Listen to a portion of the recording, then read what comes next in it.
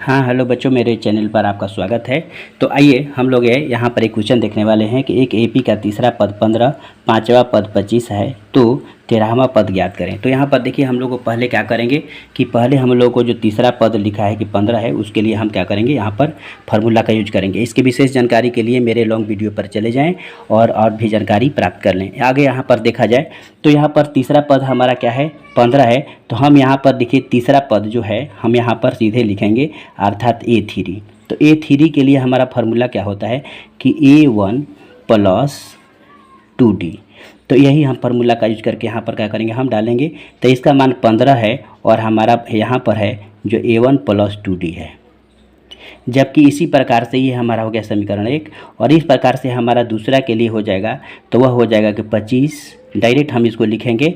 तो यहाँ पर क्या हो जाएगा, A1 का A1 हो जाएगा, और यहाँ पर हम क्या करेंगे, पाँचवा पद है तो यहाँ पर क्या हो जाएगा कि 4D।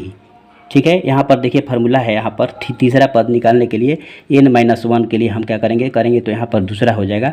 और यहाँ पर कह रहा है कि पाँचवा पद, ये जो पाँचवा पद कहा है तो उसके लिए हम क्या करेंगे, एक घटा देंगे तो हो जाएगा चौथा यानी 4D। ठीक है, तो ये हो गया हमारा समीकरण 2। इस प्रकार से समीकरण 1 और 2 को घटाने पर तो हम लिखेंगे यहाँ पर कि समीकरण 1 2 - 1 से हम क्या करेंगे, निकालेंगे। तो 2 - 1 से जब हम करेंगे तो ध्यान दीजिए इसमें से हम इसको घटाना है। तो हम चूँकि डायरेक्ट लिखेंगे क्योंकि हमारा शॉर्ट वीडियो है, तो यहाँ पर हम डायरेक्ट घटाएंगे। तो हमारे पास यहाँ पर देखिए घटाने के बाद में 25 में से 15 घटाने पर हमारा यहाँ पर बचेगा 10। ठीक है, और यहाँ पर हमारा जो बचेगा तो ये A1 क्या हो जाएगा हमारा 0, और इसमें से इसको घटाएंगे तो हमारा बचेगा +2D।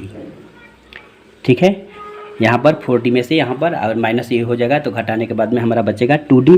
और इस प्रकार से हमारा D का मान जब निकालेंगे तो यहाँ पर भाग लग जाएगा, ये 2 से आकर के, तो यहाँ पर हो जाएगा 5, अर्थात D का मान हमारा निकल गया। तो यहाँ पर हम 1 में डाल रहे हैं, तो 15 बराबर A1 हमारा हो गया, और यहाँ पर प्लस ये 2 का 2 रह गया, और D का मान जो हमारा है ये 5 है, तो यहाँ पर डाल दिए। तो 5 दूनी का हो गया 10, इसमें से 10 घटाएंगे तो A1 का मान हमारा निकल जाएगा, वो हो जाएगा 5।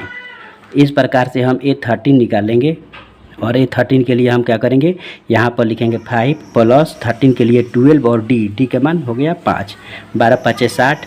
तो यहाँ पर 5 + 60, और इस प्रकार से यहाँ पर 65 हमारा क्या हो जाएगा, आंसर आ जाएगा। तो इस तरह से हम निकाल देंगे।